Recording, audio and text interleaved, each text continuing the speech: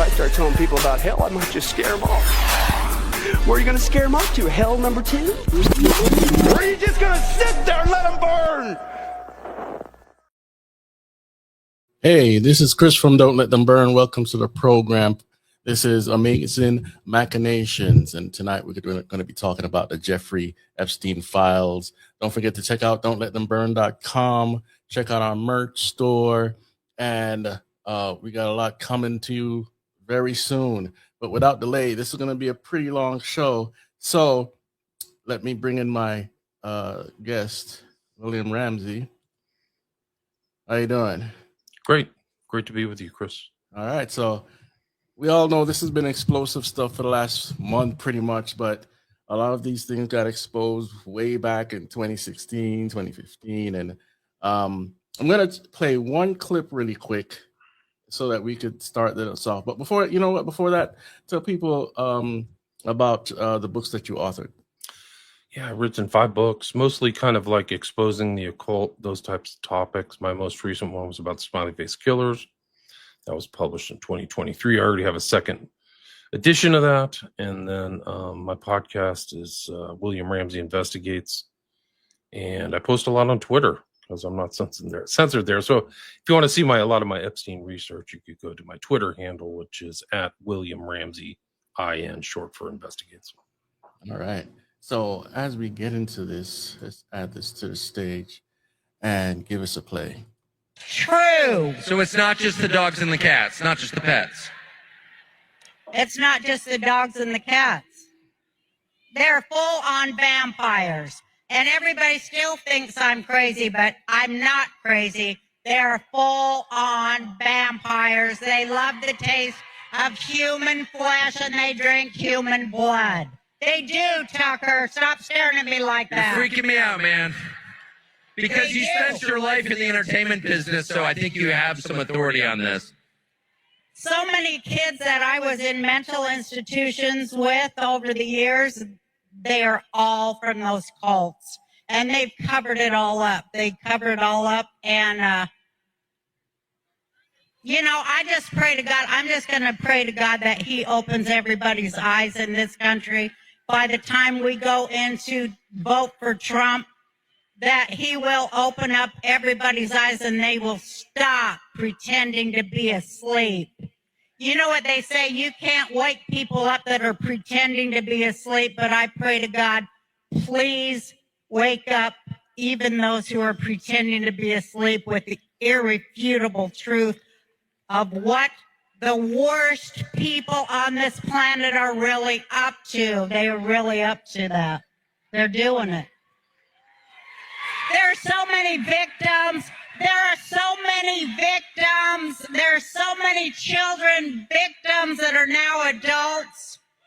The epidemic in America is child sexual abuse, and I just want people to see it. I want people to open up their eyes and see how prevalent and horrible it is. 1 of 3 girls, 1 of 4 boys in this country today. It's just horrible, and you just can't lie it away anymore. It's going to get more and more apparent, and you got to choose your side. All right. So with that, this has been ignored for so long, and this, as many people say, this is the oil of the elites, corporations, you name it, industry. Many people are into this stuff, and we're going to cover some of that tonight. We're going to cover some of the occult meaning of some of this stuff. And I mean, we're talking about millions of files here, guys, so we won't be able to touch everything. I mean, we can go from the 3-letter agencies to even missionaries and people that you think are these great Christian organizations. They traffic children. Okay, so give us a little taste of who this guy is, and then we'll get into some of the files you want to show here. Oh, you're muted. Hold on. Which guy do you want me to cover? Jeffrey Epstein. One of Epstein's buddies, but he's also an evolutionary biologist. But she doesn't sound so crazy now, does she? Oh, no. to that after you read these files, like the jerky code words and cream cheese and Oreos.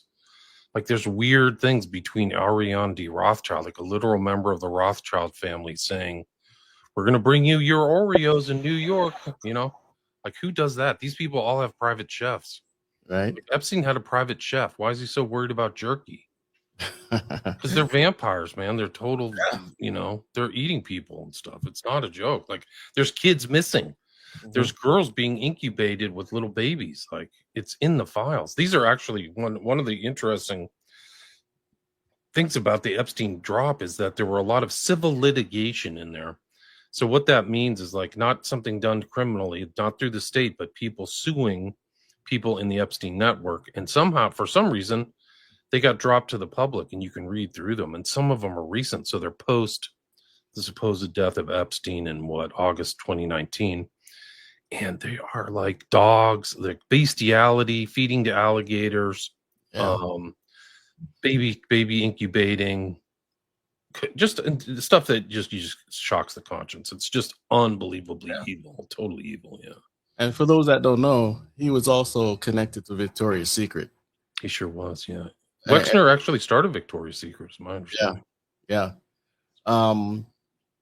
So there was a report from within the files.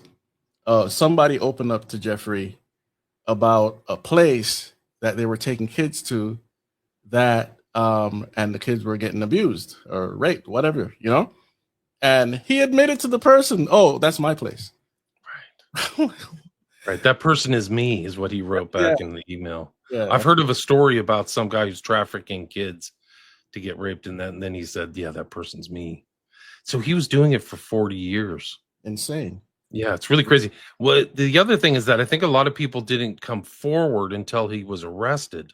So what you also see in the files are these incoming sheets to the FBI, which they never did anything about, which tells you everything about the FBI. Yeah. But they came into the FBI after his arrest. And so there's like certain dates in 2019 where everybody's trying to tell, hey, this has been going on forever. There was one I just posted today on my X where it's like, how long has this crime been going on? The guy said 40 years. Like he literally wrote 40 years. So it was a multi-decade, industrial child rape factory for 40 years. And people will blame a lot of the kidnappings on UFOs and whatnot and never look this way, right? They'll never look at the elites. They'll never look at China, Ukraine, South America, you name it, even places in Americas, from Washington State to other California, DC. It happens all over the place. You don't see many kids on the milk boxes anymore, do you? You don't. Right? You don't, but you used to. Yes, exactly. No, go ahead. Well, I was just going to say, there just stories are coming forward of like brutality in kids, even at Zorro. So it's like a multi-jurisdictional crime spree. So it's not just the island. It's not just Miami. It's not just New York. It's New Mexico and everywhere they went. Like one of the things I was reading today was like they're looking for kids in Northern California. They're trying to farm kids through camps in Michigan, this Interlochen camp. Mm-hmm. So they're just equal opportunity abusers, just looking for victims, really predators, looking for victims of any type. And the myth in the files, Chris, is that they're all just like teens or 14 or 15. That's not the case. They're stories of 8, 9, 10-year-olds. So this is pre-pubescent children. It's really evil. Yeah, you could add the information from the Biden administration, the 30,000 kids that disappeared. Supposedly they've been found under the Trump administration. That's a good thing. But how many more are missing that came into this country?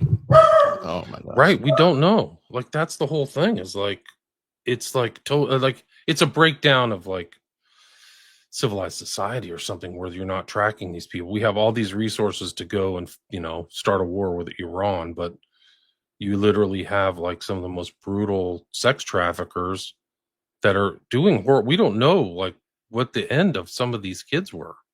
Like Courtney Love's dad, Hank Harrison, said that at the Zorro Ranch, when they got done with like, abusing, they would kill them and put them in the desert, just like a mob or something, just like, okay, they're done, next. Yeah, some people have tried to make movies to cover this stuff, but the movie isn't enough. This stuff had to come out. Here's before we get to your slides here. This one is from Alex Newman saying that the WEF president has resigned over connections to the Epstein files. Files show two talked frequently even about the WEF replacing the UN for cyber, crypto, genetics, intelligence coordination. And what has the WEF been pushing for so many years? All of these things, total lockdown, CBDCs, you will own nothing and be happy. And lo and behold, they're connected to the same network. Crazy, right? It's really crazy. I called it a global conflagration because so many people are going down. They literally, the first arrest of a royal in 400 years, Prince Andrew was arrested. And it wasn't for sex trafficking. It was for state secrets. So that's something. And then Mandelson got arrested too. He was literally like a Lord and also the ambassador to the U.S. Like, these are bigwigs. These are not like, middle management type. These are really incredible. And they're seeing it. The same thing is happening in France, Germany, everywhere but the U.S., it seems like. Yeah. Let's go to some of your files here. I think the best one to start, if we can go through the Epstein files, then we can go to Trivers and maybe the Eyes Wide Shut stuff. But I think the Epstein files is an intro. If you want to do kind of an intro slides, those are usually the best. This one? Yeah.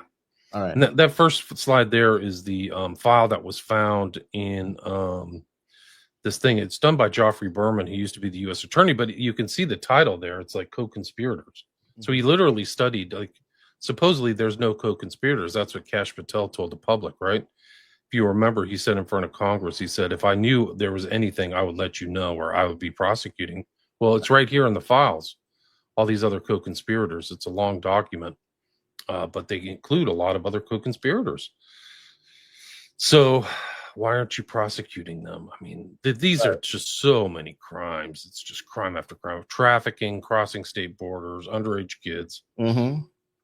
And the funny thing, not to get into the deep rabbit hole, but you had to split the Q, and then you had the QAnon, which is all fabricated, and some stuff turned out to be true, and people would make fun of it online, or say, oh, people aren't eating kids and Democrats aren't worshiping Satan. Yeah, okay, but we've known this for so long. Many books out there written on this stuff. Yeah, I mean, even like at the higher levels of secret society, Crowley, it's all kind of like bodily fluid eating and stuff, So yeah, it's in the writings, and some of the stuff I've covered and things like that, blood drinking and things like human blood. But these people are freaking vampires. They're vampiric in their personalities too, like the way they relate to other people and right, the way they operate. They're like vampires. It's incredible. Yeah, and the way that people that call themselves vampires, the one that actually write about it, it's about not necessarily always about drinking blood. It's about stealing your energy. Yeah. Sucking you dry in any way they can. And the devil came to kill, steal, and destroy. And many ministries will not touch the Jeffrey Epstein issue because they don't want to lose their congregations. They don't want to lose the funding. And it's a shame that something this explosive will not be touched by local churches. Even if they did try, they'd probably mess it up anyway. But anyway, so let's see, we got this here. This is the mention of a very dark secret society called the Ninth Circle. He's communicating with Bannon. Bannon is actually associated with another kind of subterranean group, the Knights of Malta. But they're talking in this kind of email chain about Brussels, which is an epicenter of a lot of former child trafficking. The Dutroux affair, this is before the Epstein affair, but that took place kind of in Belgium. And then they're exchanging, and then they're talking about Dante's Inferno. Right. And the response from Epstein is Ninth Circle. And then you can look up Ninth Circle, and it involves human sacrifice. Mhm. So it's about, like, there was an infamous case associated with the Catholic Church. So it doesn't make the Catholic Church look good, but it's sometimes these priests have really dark sides, and some people in the Catholic Church were involved in really dark, like black magic stuff. Oh yeah. So it happens in Protestant churches too. So Yes, I don't does. want to single out Catholics. It does. You want to go to the next slide now? Yeah, sure. All right. So then this is one of the interesting things is that he's part of this thing. If you Dignitas Humanitae thing, there's like guys from the Knights of Malta in that, but that's also the presentation of Bannon is this kind of Christian Catholic, but the way he's relating, he had a very close, very intimate relationship with Epstein. Actually signed a contract as a consultant, is my understanding. It's my opinion. I haven't seen the signed contract. I've seen the contract that was given to him, and it seems like he was trying to rehab Epstein's image leading up to the time of his arrest in July of 2019. Well, now to bring that up, let me go really quick to this one. Give me a second here.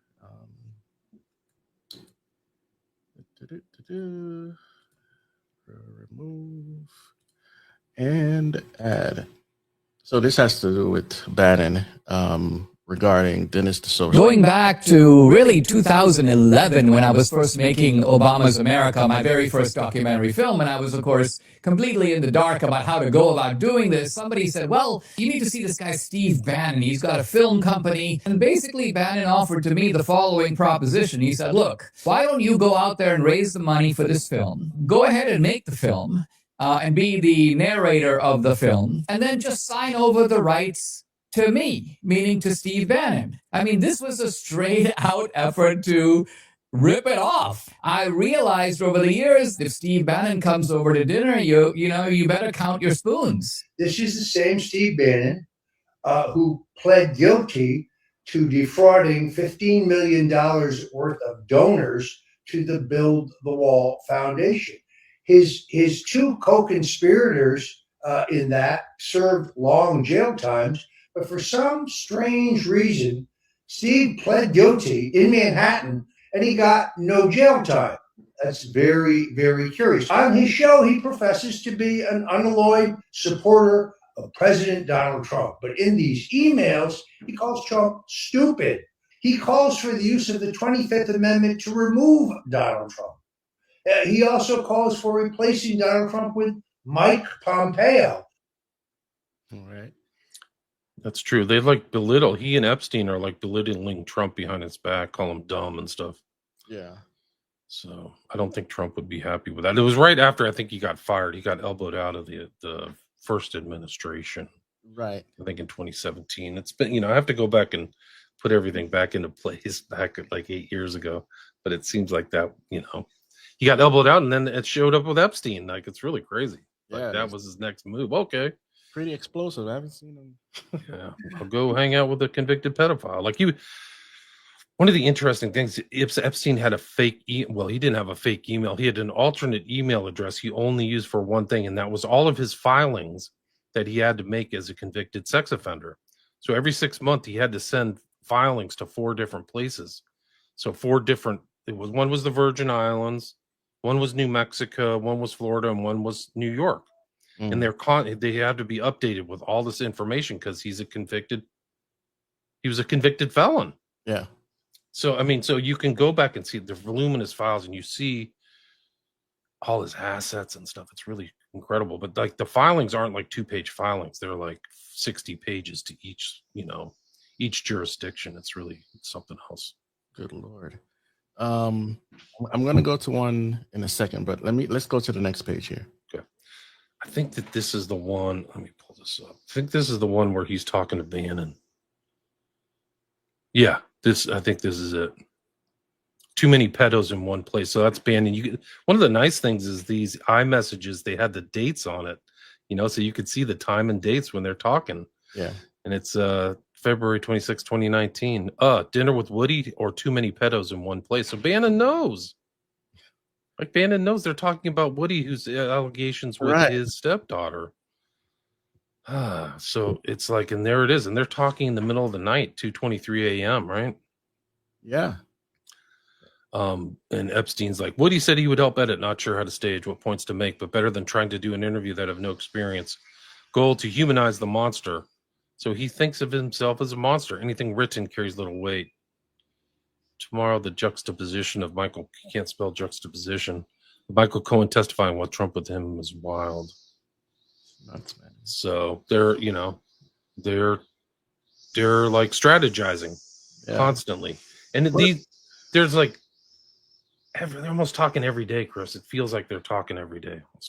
Yeah. I mean, they said that if all these people got caught or prosecuted, most of the government here in America would fall.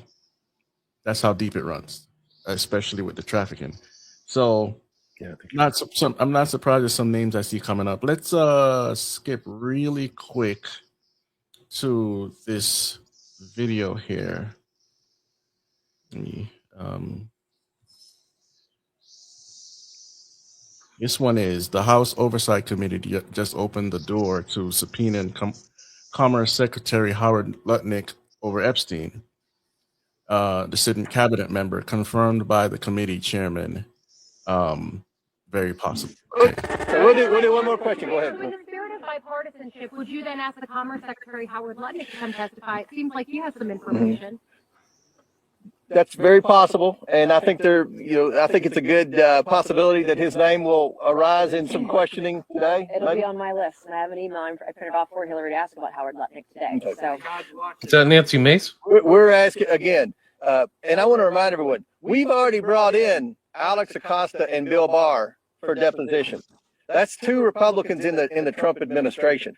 So this isn't just about Democrats. This is about anyone that has any knowledge of Epstein, the investigation. I think we all agree the government failed. The government failed the victims. And what our role is, we can't prosecute anyone. But what we have been doing is getting transparency to the American people. We subpoena. So we'll do one more question. Go ahead. All right, that's it. Bill Barr is very interesting, but go ahead. When I posted that first document that we showed in the slides, the co-conspirator document, that woman right there, Representative Nancy Mace, commented on my X thing, like she says this is the most important one. So I think that some my also Mary Anolfo really likes my research. He likes it so much that almost the exact things that I've written show up on his feed. Isn't that amazing? Oh wow! Like maybe a couple hours later. Wow! Well, yeah, I can prove it. I'll bring it up. That's wow. Let's really quick go to this one, and then we get back to the PDF here. This is Clinton. Fox News alert: the Epstein blast radius is expanding, and more names added to the list. Larry Summers, a top operative for Clinton and Obama, today announced he's resigning from Harvard at the end of the year after getting exposed in the files. And Bill Gates is saying sorry. In a town hall at his foundation yesterday, he confessed to having 2 affairs with Russian women while married to his now very wealthy ex-wife, and admitted to flying on Epstein's plane and spending time with him in the U.S. and abroad. But he maintains he did nothing illicit. The billionaire said he met with Epstein starting in 2011, years after Epstein had pleaded guilty in 2008 to soliciting a minor for prostitution. Gates said he was aware of some 18-month thing that had limited Epstein's travel, but said he didn't properly check his background. And we're finding out U.S. Virgin Islands Democrat Governor Albert Bryan Jr. apparently gave Epstein special treatment just before his arrest, helping Epstein with a construction problem he had on Pedophile Island. The global fallout continues. Prince Andrew was first.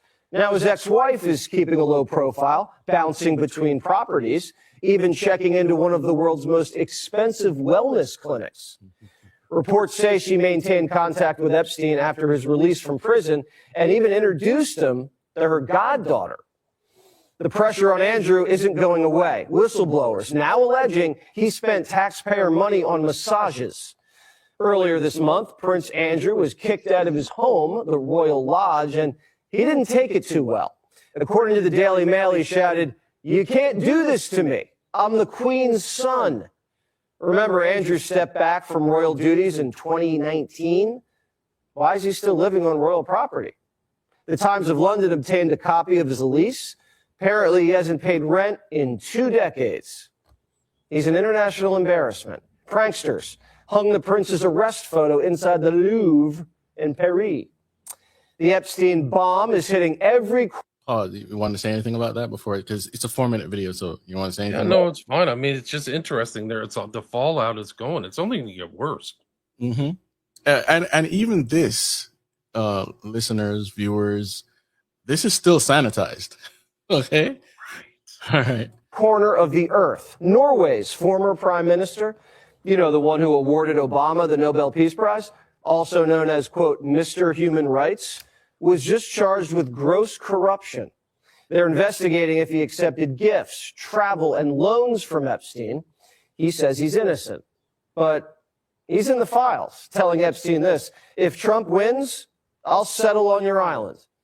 And he just checked himself into a hospital due to the strain arising in the wake of this case. Maybe he could visit Fergie at that wellness hospital. Now the British government is about to unseal more documents tied to the former ambassador to the U.S., Peter Mandelson, who was arrested in the Epstein investigation. New emails appear to show Mandelson leaking sensitive information to Epstein. He also says he's innocent, but here he is in the files in his underwear. Why do we know so little? Well, documents show that in July 2019, days after Epstein was arrested, the FBI told the NYPD's sex crimes unit to, quote, stand down. Quote, FBI reached out to NYPD leadership already, and they were told that SUV has been directed to stand down and that all Epstein stuff needs to go to and through us. This was right after Epstein was arrested, as New York prosecutors were actively trying to interview victims, build cases, look at co-conspirators. Why cut them out right then? Was that standard procedure or something else? Plus, a 2020 DOJ email refers to a confidentiality agreement that the chief medical examiner signed in connection with the murder of Jeffrey Epstein.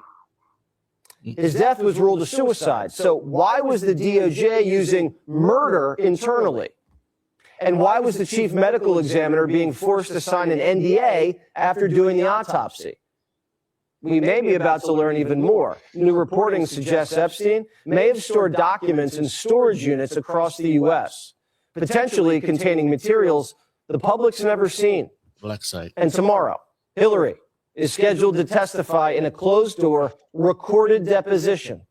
Friday, Bill's up. Hopefully they get their story straight. All right. Any comments on that?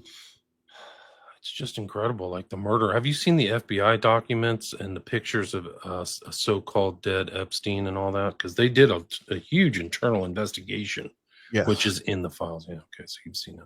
So, some of it, yeah. Because he looked like, I mean, it looked like somebody grabbed his neck and killed him. Like, it doesn't look like he took a piece of cloth and hung himself, in my opinion. So, right. And the photos don't line up. And, you know, it's been speculated for so many years now. We don't know what the truth is. Is he dead? Is he alive? Was that him in the picture? We have no idea.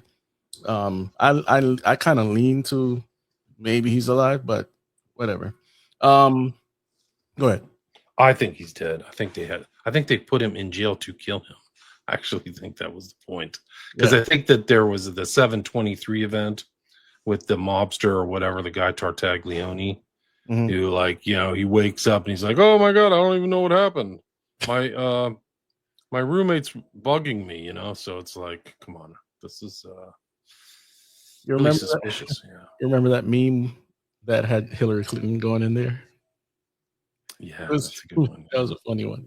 Okay, so what's this now? Let me see. Oh, you know what? Let me read this real quick. Let me see something. Old Dirty Shinobi? Is that what? I don't know how to pronounce it. Okay, 420. They need to reinvestigate Anthony Weiner laptop revelations and show people that what's really happening. Frazzle Drip is real. I saw it in 2017 before they scrubbed it from the internet. I still have it. Yeah, it's not totally scrubbed. Dark web, and other places you can still find it, but it's nothing I would send anybody to look at actually. So go ahead. Yeah, I mean, I think you have to go. I want to go back and look at Pizzagate in context of the new Epstein drops. Oh yeah. So people are saying this is happening. Like I covered Pizzagate in detail. Like I knew all that stuff. Yeah. I have all the old documents, all the Instagram things. The thing is that nobody saw these files until January 30th. So it's just like a new trove of documents. So people are saying this stuff's been around. Of course it's been around. But not, and we don't have all this information. We don't have this kind of email too, which is like talking, like I have other emails about Epstein being in Mexico, right? So I don't think his flight logs are honest. Right. So people who look at those flight logs, they're like, oh, look at this. No, those are, they're like expurgated. They don't show all of his movements. Right. He's constantly moving. And Mexico was a big place where he could traffic the kids. And apparently he trafficked stuff from Venezuela too. So it could go straight north, right to the Bahamas. Yes. And the whole thing that happened with Venezuela, that had trafficking issues there too, between China and Iran. And it just goes on and on. It wasn't just about oil. Hey, Sandwich 1846, why the dead face all the time? I'm not understanding that. Anyway. All right, so what's this? This is, for me, it's important because I've done shows on the femicides in Juarez. And what this shows is that there's an allegation by this guy, Ken Turner, that Epstein was at a party organized at the U.S. consulate in Juarez in 2014. Juarez is right on the other side of El Paso. It's not a vacation spot. It's actually the opposite. There's literally nothing there but maquiladoras and poverty. So what is Jeffrey Epstein doing in Juarez? Right. And I think he's affiliated. He's probably there for these dark trafficking things. Like these people are being trafficked out of there.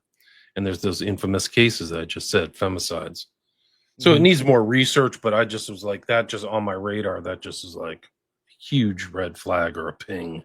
Yeah. So I think that hopefully because of all the kind of dark stuff that went on in New Mexico at the Zorro Ranch, which really isn't that far from the border, maybe 300 or 400 miles, 5-hour drive, 6-hour drive. Yeah. Or 1-hour flight. I don't know if people would fly to El Paso, but anyway. Yeah. Okay. So these are the femicides. So these represent the girls. They're all, the thing is that why it like pinged in my brain is like, these are the target things for Epstein's group is like 13, 14-year-old girls, and these are the ones who are being killed in Juarez. The other thing that's really dark about it is that the girls are targeted, or there's thousands of victims, right, over the last decades, kind of like the same era that Epstein's operating the last 40 years. But they found a significant proportion of these girls, they're all impoverished. They live in like shanties, right? But they were trying to better themselves, so they would go to like schools and computer classes and these places, and they would put their information in, and they made a connection between these girls going and putting in all their information and pictures, and then being selected and snatched, and then to be found later dead in the desert. Yeah. So they were what I'm saying is they're pre-selected. It's crazy. Yeah, it's really crazy. It's super dark. Yeah. And they think like there's women who've researched this and people have looked into it. And they think what's happening is these cartels, it's part of this, like their brutality to show how brutal and tough they are, but also like a bonding like they do in satanic groups, where if you sacrifice, something or things together, it like binds the group together in criminality. And so they think that this is part of this thing, is like doing this horrible thing to these women is like binding the team, the Sicario, the team of the people in the cartel together through murder. Yeah, and someone I can't verify this, but I'll say it anyway. Someone said the cartel leader that got executed the other day, it wasn't just he was smuggling drugs, he was a CIA op for deep state, and he was also involved in trafficking. Yeah.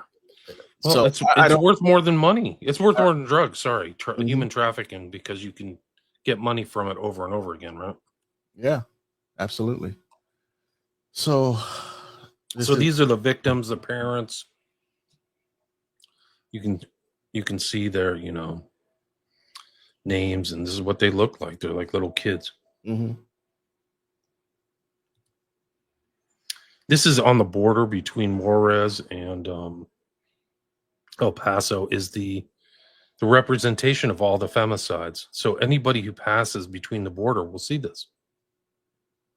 And that's how important it is to Juarez. It's not, you know, it's a defining characteristic of that city. These, like, yeah, and there was guys, like, their stories. Some Egyptian guy moved there because he was into, like, he was a very nasty character who liked torturing women, supposedly, allegedly. Yeah, I think he's dead now, but like that's why he went to Juarez, so he could be part of that. Like, that was his kink, you know. Yeah. Paul D937C2R says there was an article about El Mencho was eating victims with his cartel member. Well, you got we're going to get into the occult component of some of this in a minute, and cannibalism is part and parcel of all this stuff. You wouldn't believe what people do at the deepest depths of sin. Okay, so we'll get there in a second. All right, so what's next here? So this is him. He has voluminous financial records in his stuff, and this is some of his financial records, his ownerships, his payments. So he's paying for Life Touch online. What's this guy with no kid paying for Life Touch for? He has no known children. They might. I mean, there's arguments about whether he's like breeding stuff. Mm-hmm. But Jeff isn't hanging out with like his 8-year-old boy, taking him to baseball games, right? Mm-hmm. So and he's been, yeah, sorry. You know, as we were speaking behind the scenes, how he was deeply into transhumanism, and there are articles around out there about how he wanted to spread his seed, and he was doing all this research because these transhumanist guys, which all of the technocrats, including Elon, are really into spreading their seed, and some of them act like they're for the good of humanity, but it's not. It's really about life extension for them because they don't want the way that the fallen world is. We have to die, right? And they want to find a way to fix that. And some part of that nuance is making a perfect seed, designer babies. And if it's just like Hitler and the Ubermensch, making the perfect race and all this stuff, these guys are heavy into this stuff. Okay. So, okay, what's next here? So that's Life Touch. Life Touch is owned by Shutterfly, right? Mm-hmm. So if you go to the next one, I think that's his investment in Shutterfly.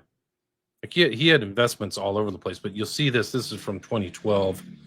You'll see Shutterfly. He had an investment of $2.5 million. It's right there, net money. It's right there in the center. If you just actually, it seems like it's $6 million.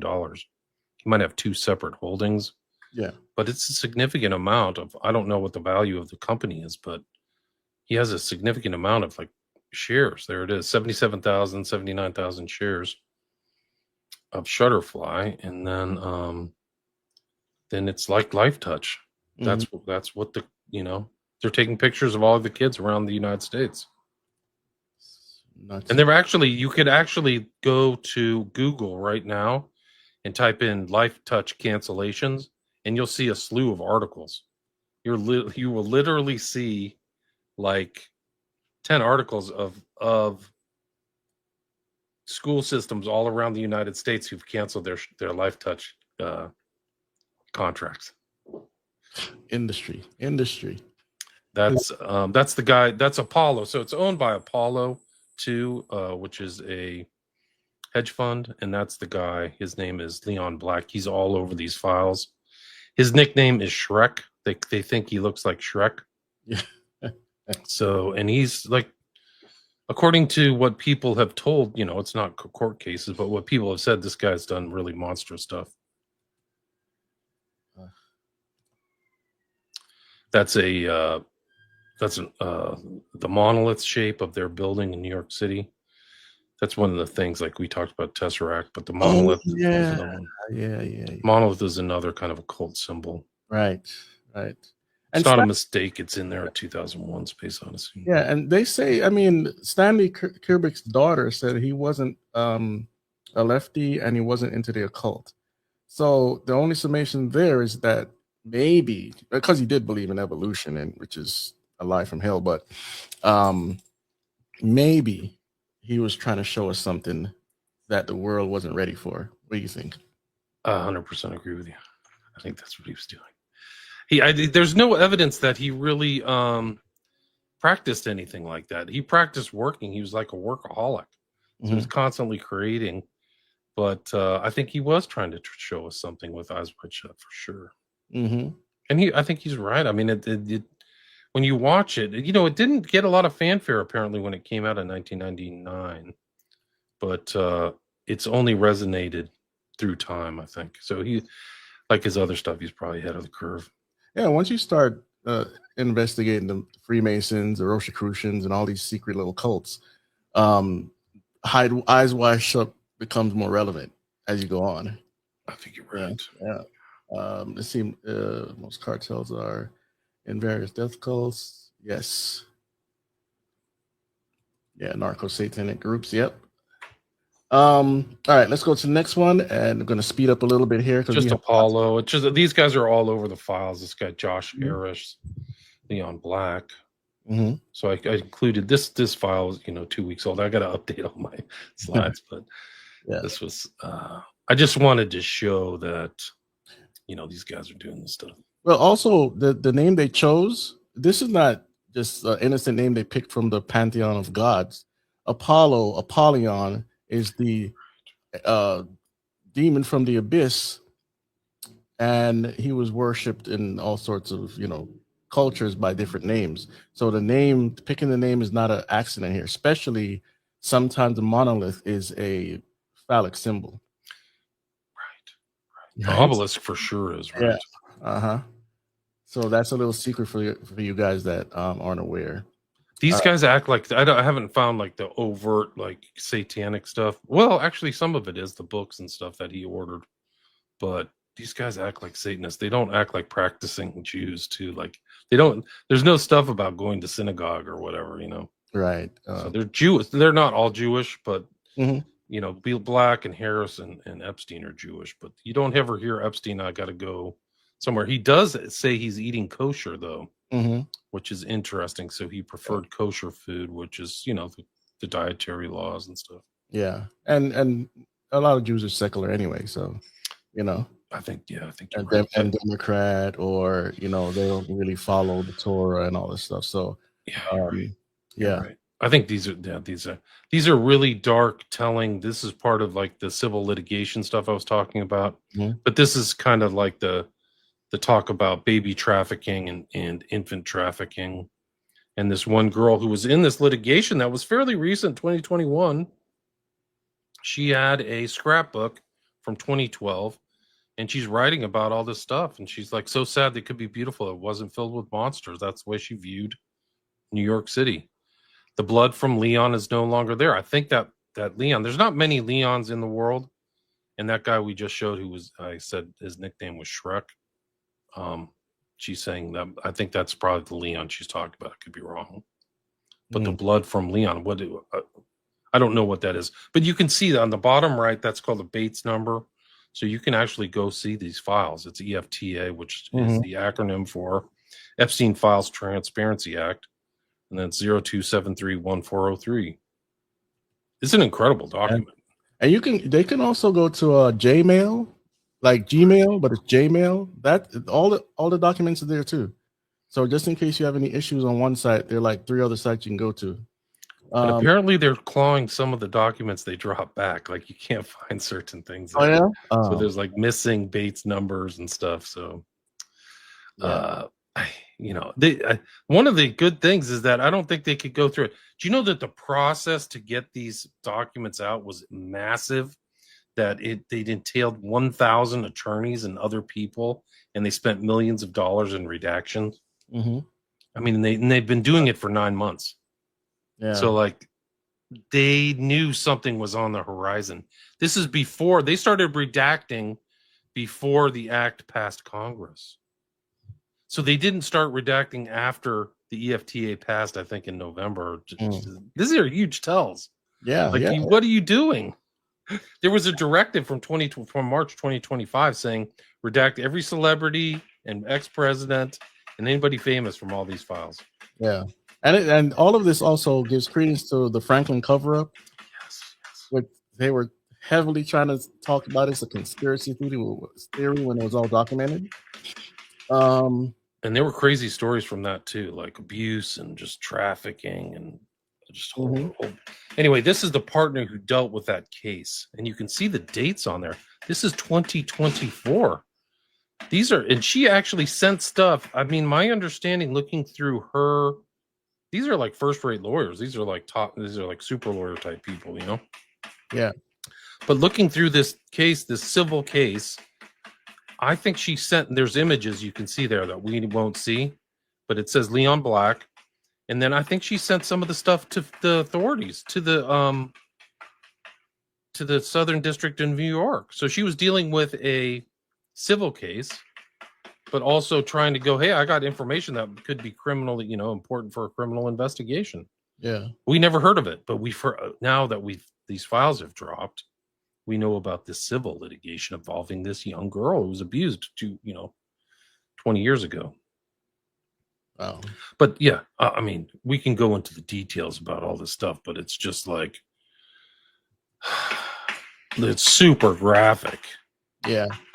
So, this is redacted. The unredacted stuff is terrible.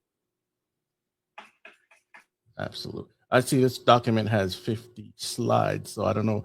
We're up on 46 minutes. I don't know how much more you want to go into these slides, or whatever you want. We can cover whatever you're comfortable with. I mean, the coverage on Epstein is going to just, there's so many facets to it, like the finance side, the cultural side, the individuals, Bannon. But this one's bad. Like, and it was who brought age 15 and age 12 down to Florida to meet Maxwell.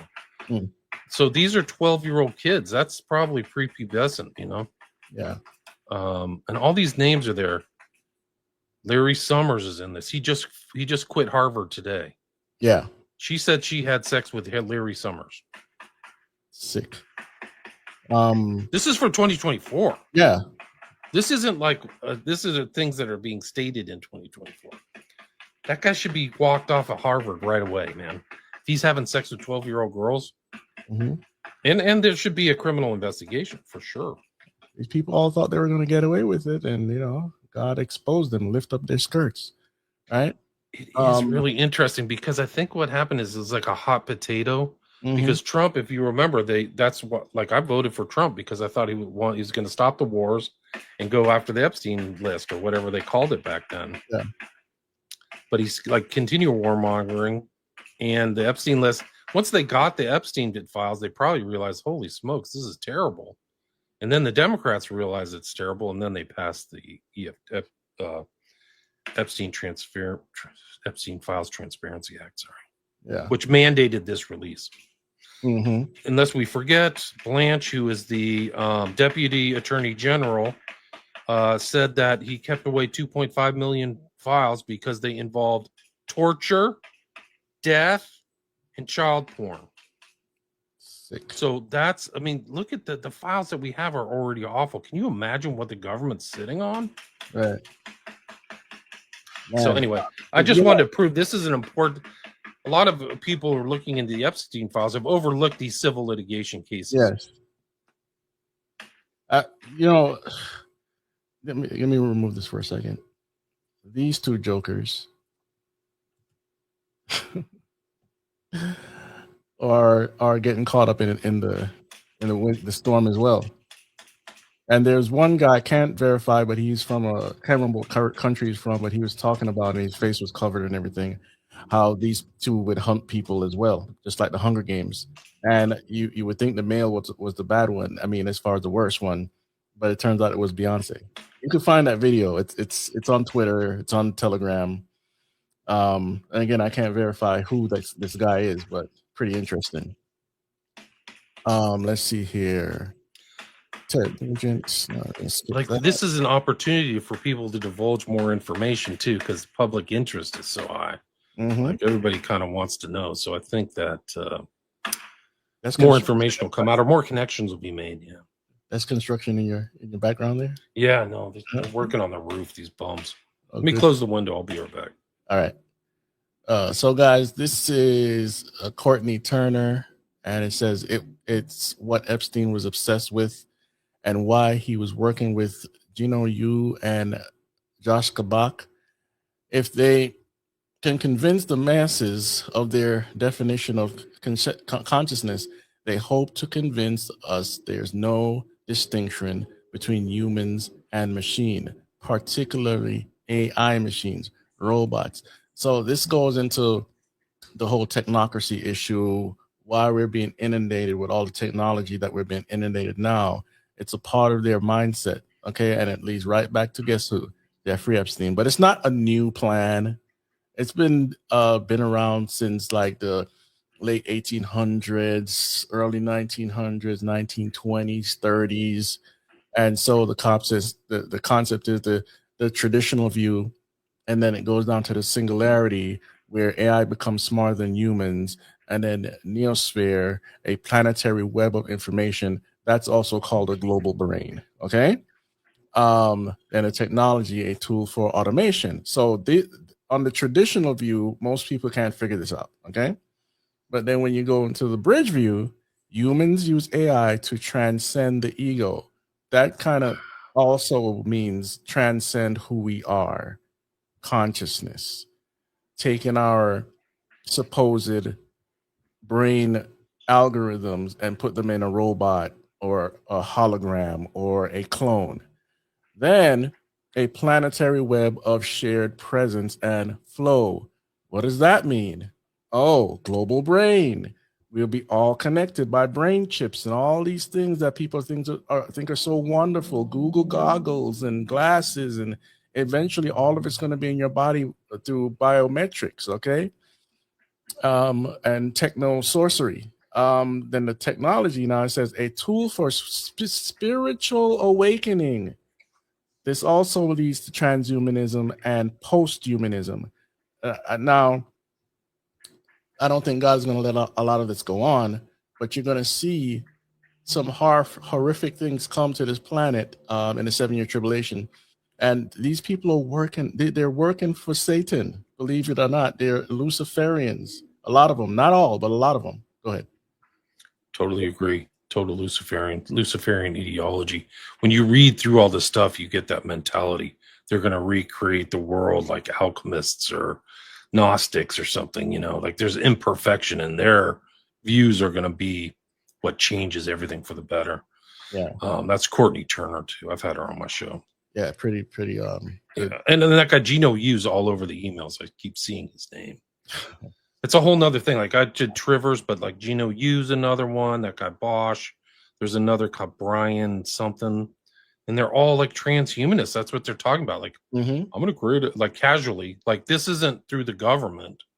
This is people. Like we are going to create a new future species. And these are like the technocrat types. It's really chilling. Yeah, I talked about the Technate map the other day, where all of the upper hemisphere, well, basically it's the North American Union on steroids, because it goes down into Mexico and into Venezuela, the top portion of the southern Americas, and of course Greenland is swallowed up. The whole Caribbean is swallowed up, and a few other islands. So their plan is, it's not just Agenda 21, Agenda 2030, 2045, 2050.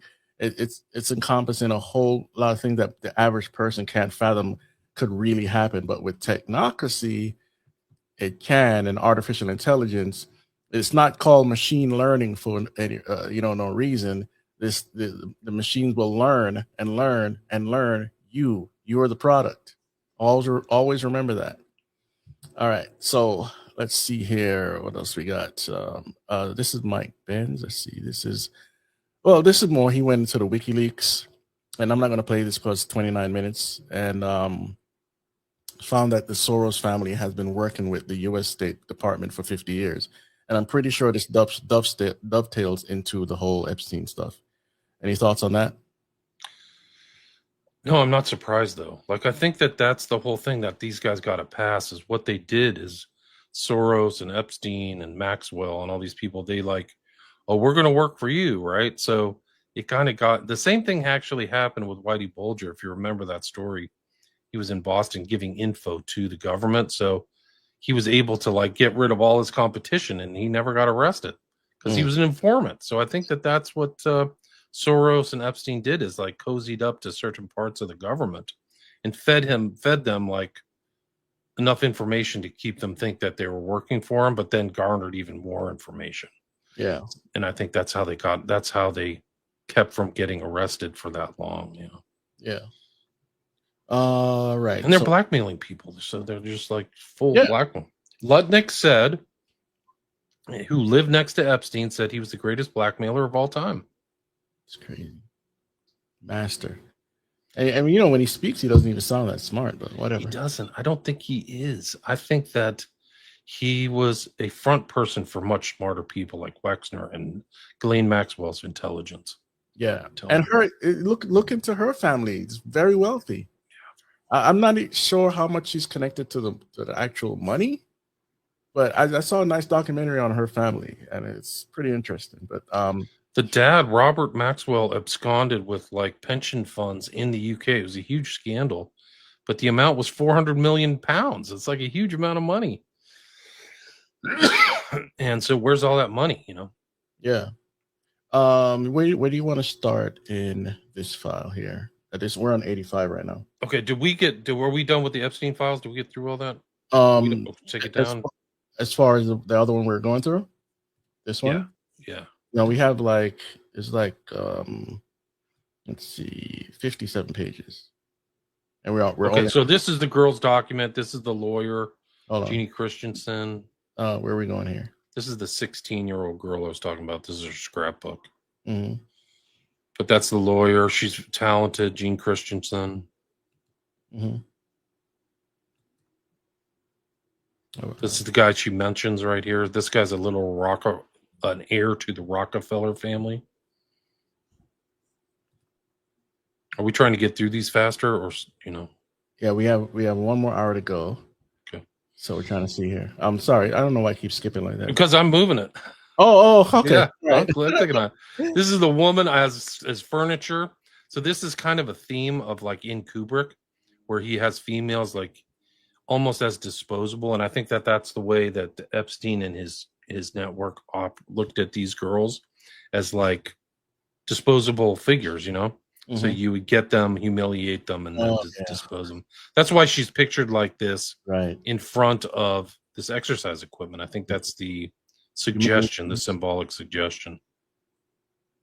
There's a secret society in these documents that I'd never heard of, and it's called the Zodiac. It's only a 12-person society, and somebody's sending it to Jeffrey, and like Murray Gell-Mann was the head of the Santa Fe Institute, which is a whole nother show, but other members are Tom Brokaw and Paul Volcker. Volcker was the head of the Federal Reserve. Tom Brokaw, you mean? Yeah, he was the guy. That was the good news guy. Yeah. So they're in this. You are a member until your death. Wow. But if you're senile, they can put you into an eccentric orbit and not invite you to meetings. No minorities or women allowed. You know, there's the governor of Florida. Yeah, it's he's also in the Knights of Malta. Just I'm not surprised. He was also a Yaley, and he's part of one of the Yale secret societies. Not Skull and Bones, but yeah, something else. I'm not surprised. DeSantis. Yes. Yeah. These are just, you know, they know Hillary. Leaders prefer Donald. They know Hillary. This is Tom Pritzker. It's just like they're strategizing on like a global level. We're talking about global recruits, Saudi and Yemen, general counsel in Europe. So they're kind of like, you know, following stuff. Yeah. This is like the element to Jeffrey Epstein, that he's on some kind of weird diet. Feeling better? No, I'm in bed, laying on the floor, I can't move. Compilation preview, creamy shrimp. Now you remember, like, you're not allowed to eat shrimp. It's not kosher. Right. None of this, like the seafood that like has a shell or something. Lobster, it's not kosher. So they're talking in code words here: shrimp and cream sauce. You see that up at the top, and then twins. Like twins, what? Mm-hmm. Oh, poor you. I know how much you hate those stomach aches. Compilation preview: creamy shrimp. Why did they edit out this person? Why did they redact this person? Right.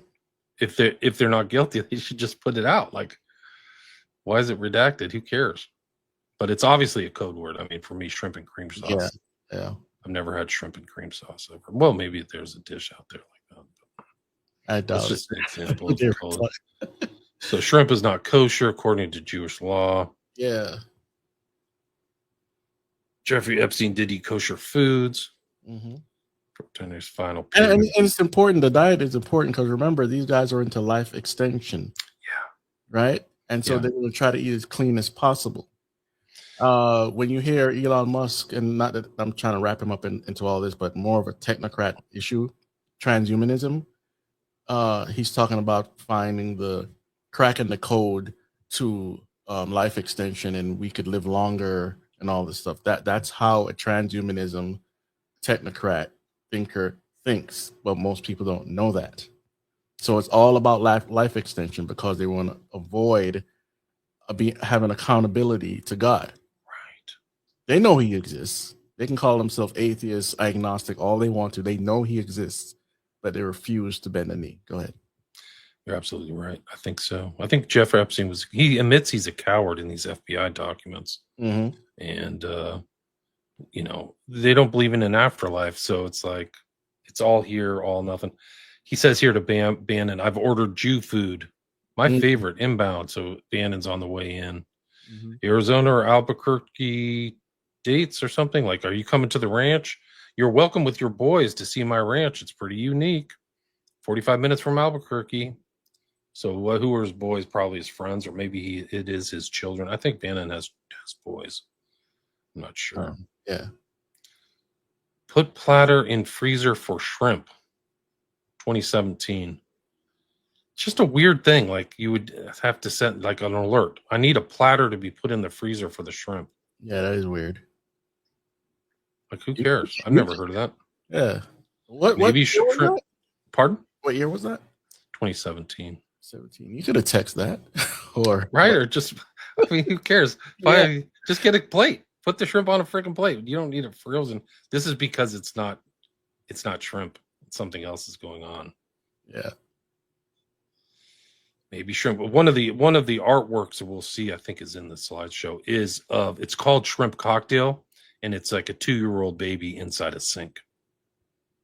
And we'll see. Like he had a taste. It's over Pizzagate pops up this taste in like deviant art, like this kind of twisted art they like. Yes. Like the Podestas. Yeah. And if you remember Pizzagate, like one of the big aha moments is like Marina Abramovich doing that blood ritual, right? The spirit cooking. Mm-hmm. Well, she's in this stuff too. And there was something called the Edge Foundation where it seemed like an influence operation that happened in Silicon Valley involving Musk. You bring up Musk, but there's documents, and I think I have them in somewhere, but where they're trying to set up it's like a luncheon meeting, and they're really touting Marina Abramovich. And this is about 2015 or 2016. So it's before Pizzagate. But this guy Stockman, I think it's Stockman, is like, hey, guys, we have this great artist. Let's all get together at Sergey Brin's house, and we'll have a small meeting, and I have this great, thing. And she's a stone cold blood, operating witch. Yeah. Oh, by the way, audience, if you haven't seen our tag team on Marina Abramovich, there's a show that we did, and we did Aleister Crowley. We did another one on music, couple of them on Spirit Behind the Music, covered the Beatles and a bunch of other artists, and the link between Crowley. We also exposed Oprah Winfrey and her ties to this sort of stuff. I'm surprised her name isn't coming up. It's got to be in somewhere. But she's been friends with people that have abused kids and cult leaders. And anyway, we're not going to get into that now, but go back and check those shows, please. Go ahead. Yeah, we did one. I titled our one on Abramovich, New World Order Witch. So she's in this stuff, man. Yeah, we did that one. We did Balenciaga too, which kind of ties Yes. over with this, Yep. which is like all this kind of deviant fashion stuff, I would call. Trying to remember what our other shows. We did Kanye West. We did one on him. Yeah. And Yao of God, which ties into this stuff. Mm-hmm. Yao of God was that guy who was doing the baby incubating in Brazil, right? And that's what they're kind of doing here in the States, it seems like. Yeah. It's literal baby trafficking. And Abramovich and Oprah tied to Yao of God. Mm-hmm. And what about the organ harvesting? That's another topic. Right. Well, it's all super secret. One of the interesting things about this civil litigation is like, this is like a young kid. I think that they're not sophisticated enough to lie. She's like, some doctor from Israel came in and was here. Like, what the heck is an Israeli doctor flying into the U.S. for? But Israel's known for like organ trafficking. It's an organ trafficking hub. Yep. So these are just like I put these in here just examples of like code words. Shrimp tonight, like it's not really a main dish. Why don't you say shrimp scampi or something like that? You know what I mean? Like, what is your dish? Just shrimp? Like, make this make sense. Like, there's a weird coded things all through this And stuff. always food. Yeah. Always food. Hot dogs, pizza, walnut sauce. Yeah. Coded language for minors. Mm-hmm. Sauce is orgy, means orgy. I mean, these guys are really freaking demented. It's really bad. Sociopaths, psychopaths, whatever you want to call them. This And is- how can you do this to another human being is just beyond me, but go ahead. Yeah. This is really, I mean, I don't even want to read this, but it's basically this guy from UCLA, Mark Tremo, saying, was just reading today that newborns will suck on a pacifier more vigorously if it triggers playback of a recording of her mother's voice. Like, what the hell are they talking about that for? Who cares? Yeah. 2 men? Yeah. Like, you're playing the mother's voice of the baby will do that? What the heck? I mean, then you'd like what cream cheese is rumored to be, you know? And then it's like, you guys are demons, man. These are freaking demon people. Yeah. And these guys are into satanic ritual abuse. Yeah, that's what that is. Mind control. Yeah, Trauma-based mind control.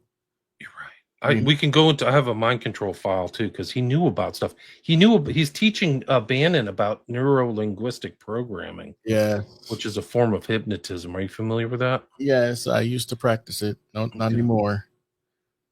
It's like where you put ideas into your head. Like, right. You can control somebody. It's witchcraft, but you can control somebody's mind with the words that you use. They use it in corporations. They use it in the dating scene. It's very popular nowadays since the explosion of the information around the late 90s. I got caught onto it around the year 2000.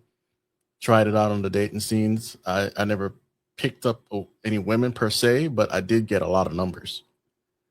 And I was like, man, this stuff works.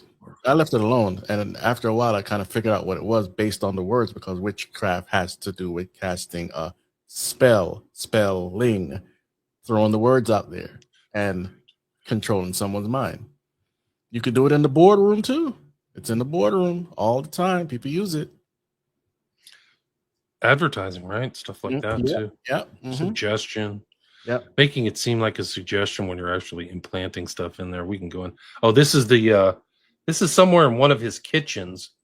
It's redacted, but this is an artwork of shrimp cocktail. And this is just another example of deviant art. Like, who would want this in their kitchen? It's like a sterile kitchen. Yeah. You know, I think I have the actual thing, like the picture somewhere, which I'll pull up. Let's see. Why would you have a 2-year-old kid in a sink in your kitchen? Like, it's an insight into personality. Yeah. Like, I think. So it's really rough. Yeah, he has a whole. Did you see the 3D tour of his house? I've seen some of them. Yeah. Yeah, it's a lot of weird stuff in there. Even the one about him being a hunter. You know, what is it? Some feral cat taking down a gazelle or something like that. and it's a massive statue, but it's indicative to what they do. I mean, the Hunger Games, yeah, it was a fictional book, but there was a billionaire. Look this up. Everybody look this up. There's a billionaire in 2016, I think he was Russian, that wanted to start a real life Hunger Games. He got pushback, and so he stopped. Look it up when you're ready. I guarantee you won't be disappointed because it was on the news too. Go ahead. Can you bring up that other slide that I have over there? All right. Because it shows more of this picture. It's still kind of redacted, but at least you can kind of get an idea. We got 4 of them here. This one? Hold The on. one that says William with the red and the picture on the left. Okay, let me remove this and add this. That it. Yeah, that's it. Yeah. So that's the baby in the sink, and just more code words. Olivier Colombe, I think he's in trouble in France. No, some are like shrimp. You throw away the head and keep the body. That's sick. Jeffrey Epstein, on my island in the Caribbean with an aquarium full of girls. Wow. That's just weird. Mm-hmm. The king of Saudi Arabia has a few white sharks at his Jeddah palace. I totally prefer yours. You know what? I would enjoy the view. Mm. As 2 are Russian, I guess some might refer to them as white sharks. All this sexual stuff here reminds me how George Soros and the rest of these weirdos, this is why they're releasing so much pornography everywhere, to get us to think like them, to get us demoralized like them, and so that the world could have all this deviancy, so they could bring us into a transhumanism state, into a technocratic state, into a virtual reality where we'll want to have all the pleasures of life. It's really interesting you said that, because there's evidence that he was bringing girls from Russia and sending them into Pornhub. Have you seen that one yet? No, I didn't see that one, but Let me bring this it makes sense, because I see all these paid website as trafficking websites, and they release a lot of free things to obviously get you to come to their portal, right? Right. This is really incredible. It's just like they've got some Russian girl and they're like getting her ready for Pornhub. Like they're like, they took her to some kind of like beautician or something, and they're like, "Hey, you getting her ready for Pornhub?" Let's see if I can find it. Crazy. Yeah, no, let me see if I can find it. Oh, there we go. Okay. So share screen. Okay. Can you share that? It's the iMessage one. Let me make sure that this one. That's it. Yeah. Huh? This is from February 2019. Not that, it's 6 years ago, 7 years ago. Mm-hmm. The kid could not be Keeney Wack done with Pornhub introduction. So they're introducing this kid to Pornhub. Taking placement text next week or test. Gave her all the information. Her social security is Russia. She had baby hair, so she's like super young. Oh, come on. No, she's still cutting her hair. I'm waiting. Are you finished? The kid is still in the chair. They're worried about her clothes. This is the victim taking an Uber. They mentioned her as a child. She probably didn't want him to cut too much, but it will grow back quickly when you are a child. So they're literally talking about her as a child. Sick, man. I keep repeating that she's 21. Like this are contradictions. You're either a child, 21's an adult. Exactly. Oh my gosh. Tell the monster to come at 9 a.m. You come at 10. Who's the monster? And you wonder why the global loony left is pushing for the naturalization of pedo. Yeah. Yeah, this is bad. Like, so this is like the kid, they're calling her a kid, a child, they're prepping her, but the kicker is done with the Pornhub. Why are you introducing a child to Pornhub?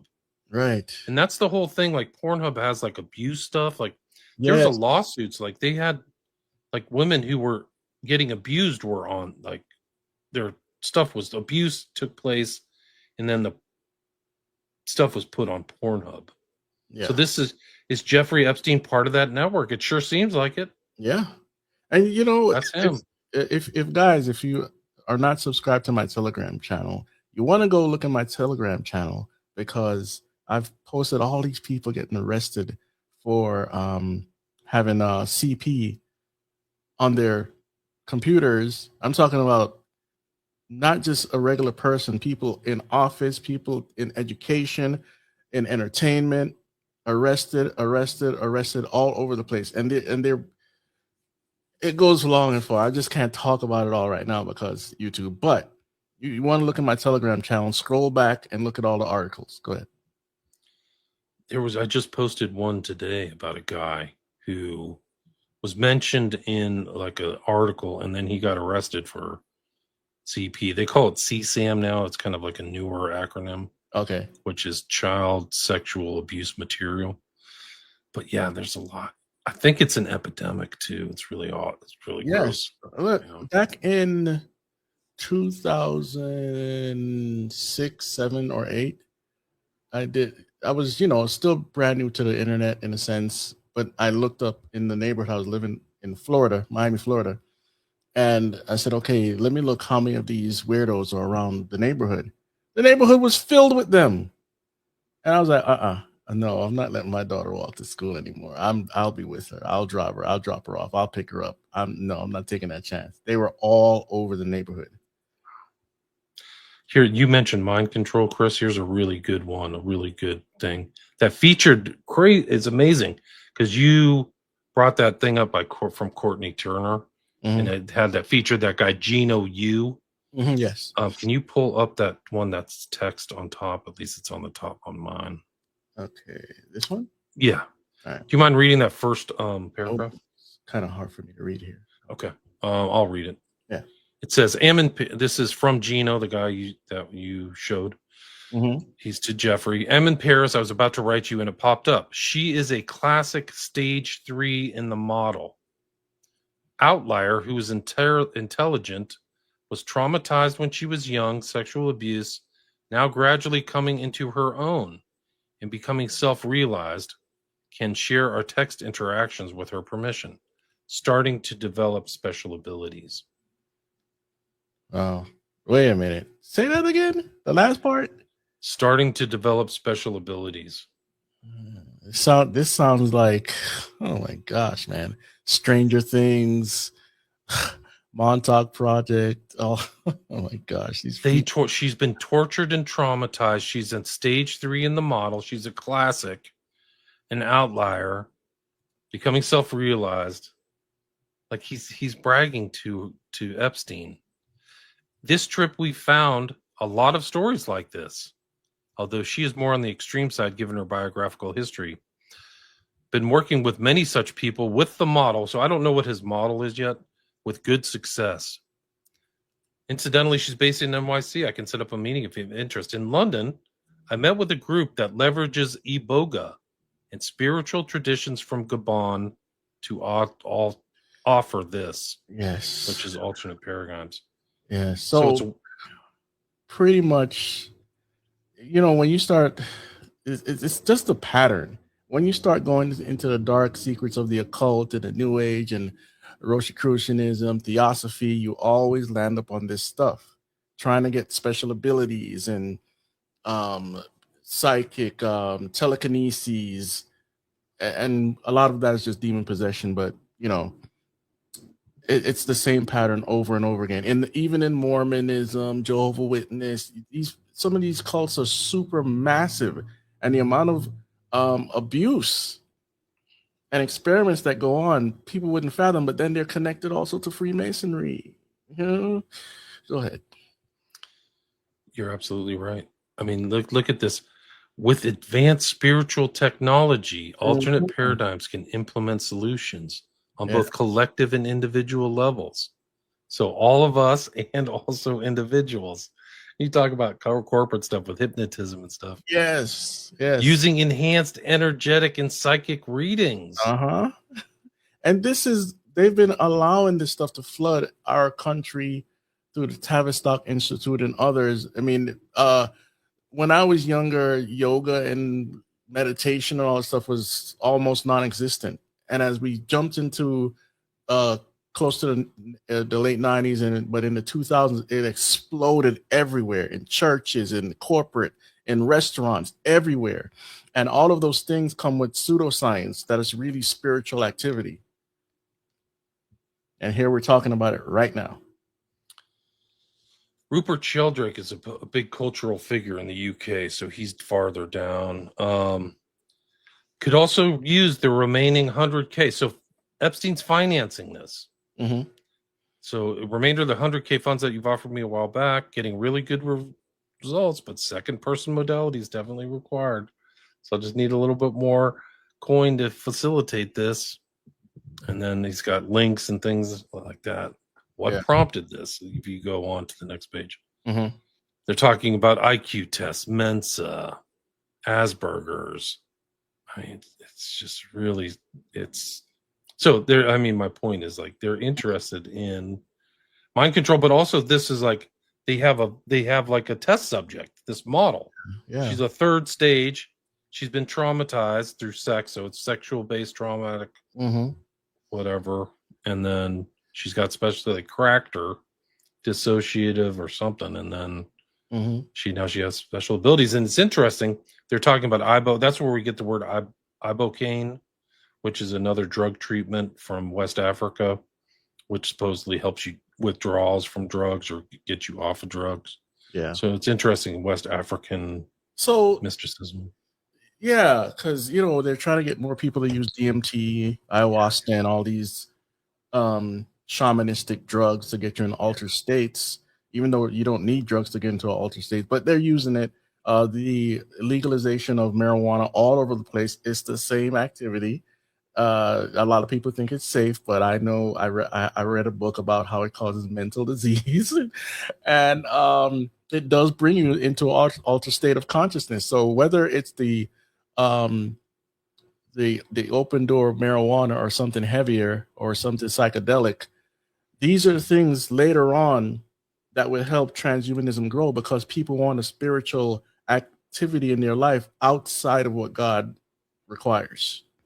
So they want to get in contact with beings. They want to go see frog people and elves and all these the Green Man, the Hat Man, or whatever. Yeah, the Smiling Hat Man. I'll pass on that. And look at the one where they were in a group of people, all of them on the same drug, and all of them saw the same thing at the same time. That's freaky. I actually grew up with a guy who became a born-again Christian after he dropped LSD with a friend, and they both saw a demon come out of the fire that they were in. They were like at a round table fire. They both saw the same thing at the same time and ran, and that was it. Like, he was done. He just swang all the way back. Like, this is kind of like a person who did tons of drugs. Yeah. Next thing you know, man, he's like at church, speaking in tongues, man. He was like, this stuff's real, man. Like, it was, he had a spiritual awakening, but after seeing like demonic activity or something, man. Yeah. And that's another thing where the virtual reality glasses, a lot of people are going to suffer from psychosis with all this technology. They're not going to know how to live, and they're not going to know what's real from what's fake. Some of the technology I see coming that a lot of people just don't know about, the augmented reality, the glasses, the way your reality is going to get blurred so much. This is the stuff that they're leading you. This document you just read, it's leading you right to this. Right. Yeah. The thing is that's how influential culturally Epstein is, because he's financing all this stuff. Well, if we get to this Trivers document, he's financing him too. Yeah. So he's financing this Luciferian cultural change. So we just see, this most recent drop lets us see behind the curtain to like the wizard pulling the levers. Right. And Epstein's just one, I think, of many. Yeah. So, like, imagine these guys getting multiple handouts from rich Luciferian Jews or whatever. Yeah. Like, you just like, wow. Well, there's another aspect I want to touch on really quickly. I could spend all day on this one, but Robert Downey Jr., who played Iron Man, he did Aleister Crowley occult rituals to get the part. I didn't know that. Wow. You can find it online. You don't need to read a book. It's online. I think the article is Marvel just... No, actually, there is a book, and I'll try to get that for you later on. But okay. But Iron I'd Man... like to see that. Yeah, I didn't know that. Yeah, Iron Man in the Marvel Universe is the Antichrist, and it's not a secret. But he did do Aleister Crowley rituals to get the part. Anyway, so it just gets worse and worse. You just find out more and more stuff about people and how much they're into the occult. It's just incredible. If you can open this one, this is another one. This is about mind control too. This is from you mentioned J-Mail. I think this is a J-Mail pick. Okay. But it's Jeffrey. You told me about the technology you tried where they erase your short-term memory. Is this work published? Which lab is it? So he's asking Jeff this. Jeff responds, many. Transmagnetic stimulation is the device. Much work done on using it for trauma, amnesia, etc. And people don't believe that this technology exists. We knew a long time ago, but now we're seeing it through a conversation with somebody that actually existed. You don't have to go to conspiracy sites. Here it is. Transmagnetic amnesia. He also, have you heard of his trumpet plants? No, I haven't. Okay, well, there we go. Let's get that up here. I'm going to try to show some links to where people can find the files, even though you have to choose your poison because, like William said, some of the sites don't have all the files, even though they claim they do. Yeah. And in one person said that while they were looking at files, like thousands of them disappeared as they were looking on the government website. They've clawed stuff back. It's too damning. Maybe you could bring that up right there. That one that says, "Ask Chris about my trumpet plants at nursery." So he's like, "My trumpet plants. What's a trumpet plant?" Well, it's also another name for the angel plant, which is where we get scopolamine. So he was actually had at the nursery in Zorro. He was putting this plant. If you can pull those yellow petaled flower, that's it. Yeah. So that's known as angel's breath in Colombia, and that's where people can get scopolamine, which basically is like an amnesia, very powerful amnesic drug, but it also kind of turns you into a suggestible zombie. So not only do you forget, but people can kind of lead you around. And a lot of guys who've kind of gone South America on sex tourism, some of the prostitutes will give them this, and then the prostitutes take them to their bank, empty their bank account, and then bail. And then the guy wakes up, he has no money in his bank account, he doesn't even know what happened. And the CIA's tested it through MK Ultra and all this stuff. Yeah. But it's just incredible that this is in these files. It just shows Jeff is doing all this work, or he's knowledgeable about this. He's been exposed to it. Yes. And then there's these. You're gonna be shocked by this one. So this is from Santino, and this is confirmed. Like, I've seen this picture in his in his house. I think this is the one on excuse me, on Little St. James. But if you can bring up the one with the writing on it. Yeah, thank you. So this is based on a fairly recent movie that was directed by Zoe Kravitz, right? So was it Lenny Kravitz's daughter? Yeah. It's called Blink Twice. And it's about a perfume they give to people. It gives them amnesia. And it's called Byredo. And Jeffrey had this Byredo perfume on his shelf. Like, he literally had it. And it's just like memory erasing scheme. So like the synopsis of the film is that It's a psychological thriller that takes place on a private island where memories are erased. Wow. And they blatantly put it right in front of you. So like she's either probably got the ideas from like people who've been to the island, right? So like maybe it's just like gone through the grapevine, like, hey, let's write the story that's based on this. So like here it is, the billionaire tech mogul, right? So another theme, and his entourage of male friends, Vic, Christian Slater, Cody, Simon Rex, and Tom, Haley Joe Osment, take pleasure in abusing and assaulting the women in the group. This is like the full Epstein, playbook. Yeah. Erasing the survivor's memories means the men can continue abusing the women without being held accountable. The film is about power dynamics. Those with power have absolute control over those without it. I have to watch this movie. Like, I haven't seen the movie. But pardon? I said I haven't seen it either. Yeah, I blinked twice, so I'll check it out. But somebody else, so that's Santino at the real Santino. I don't want to lift people's work without acknowledging that. Yeah. But somebody then I saw that, and then somebody posted this to me. Get a kick out of this. So that's blinked twice. Okay. And then Bella sent this to me at Feminine Woman. Mm-hmm. You should check out that movie, William. Throughout the movie, there's a smiley face lighter that belongs to the character Jess. It has a significant appearance. Could you explain that to people really quick? The smiley face. So this whole phenomenon of young men disappearing out of bars, it started to pick up somewhere in the late 90s. It's kind of this new phenomenon. Guys out drinking, start acting strange, or seem to be under the influence. Like only some of these guys they don't drink, or they've had one or two beers, and they go out and they leave bars. And sometimes it's cold. They leave alone, and it got this name. It got the tag "Smiley Face Killers" because these two guys who first researched it, Gilbert and Gannon, would find these smiley faces spray painted in areas where the bodies were found or where they think the bodies went in the water. So it got the name Smiley Face Killers.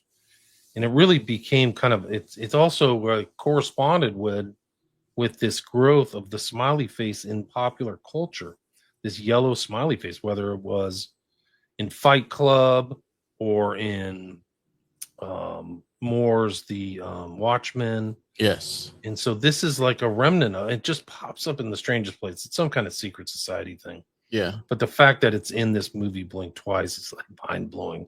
Like that pertains to both Epstein and this phenomenon of young men. The thing is there's been survivors of this phenomenon who woken up and go, I don't even know what happened yesterday. So they've clearly been drugged with scopolamine or something like that. Yeah. GHB or RHB or whatever the stuff is, GHB, I think.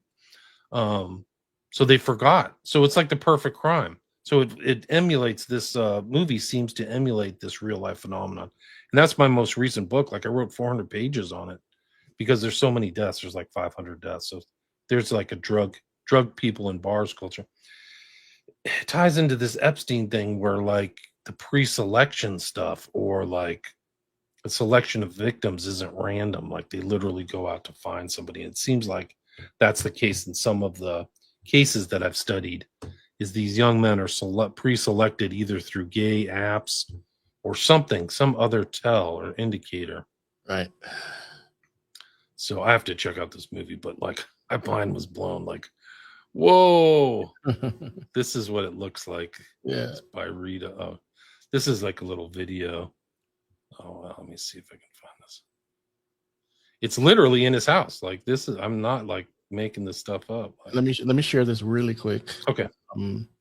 So this is network UI for the Epstein network. You could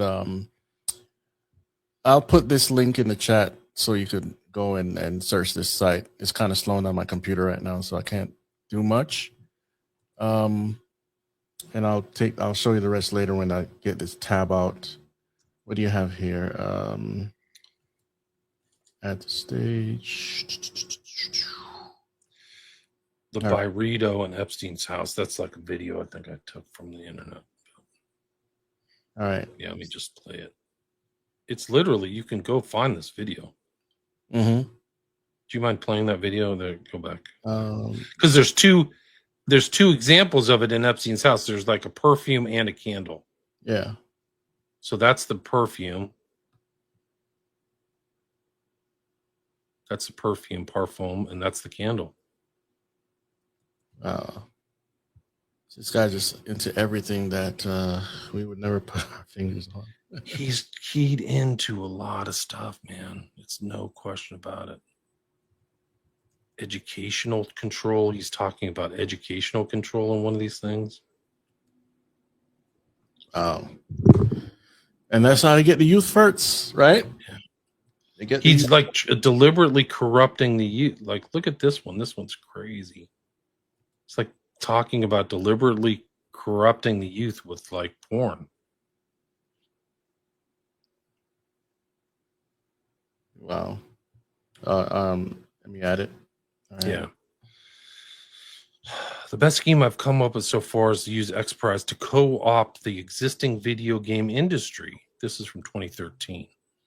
Imagine you are looking at a door in a video game.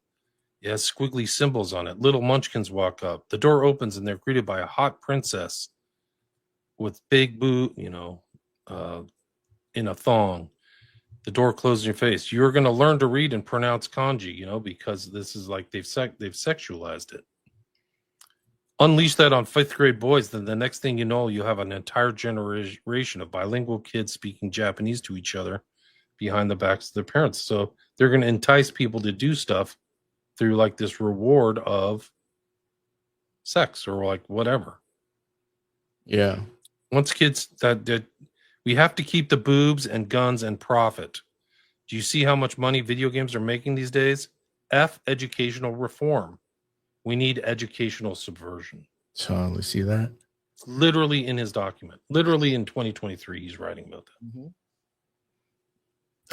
And the same thing with the video games. I'm not against video games, guys, but I did 3 shows on video games telling you the dangers. It's going to take your time, suck your energy, and some people have lost decades to it. Jobs, committed suicide, killed parents because of video games. And a lot of children say if they could live in these virtual worlds 24 hours a day, they would. Welcome to Ready Player One. Right. Let me see if I can find the NLP thing with Bannon. Where he's teaching Bannon to do NLP. Yeah. All right. Here it is. Yeah. I think you'll find this of pretty great interest here, Chris. Mm-hmm. Can you bring that one up? This is from Steve Bannon. This is September 2018. Mm-hmm. Like it's just there's so many of these they are talking every day. Yeah. Talking about Kavanaugh. You were at the beach, calling the vote. Dollar strength, experts. They talk behind people's back. Musk believed he's a victim of air bluster bloviating and is now sued by the SEC for trusting those guys. And Bannon said he should not be running a public company. Like the call of that. Like Musk is like one of the most successful businessmen ever. He's like I think he's almost worth $1 trillion now. If money is your time of success, let's see. And then did you see the mayor show? Well, yes, well done, says Epstein. Only one 5-minute round, not enough. I think your thoughts should be posed as questions rather than declarative statements. Are you aware that Trump has added 10 million in value, trillion in value? Isn't it a fact that, would you admit? And then Bannon says like that.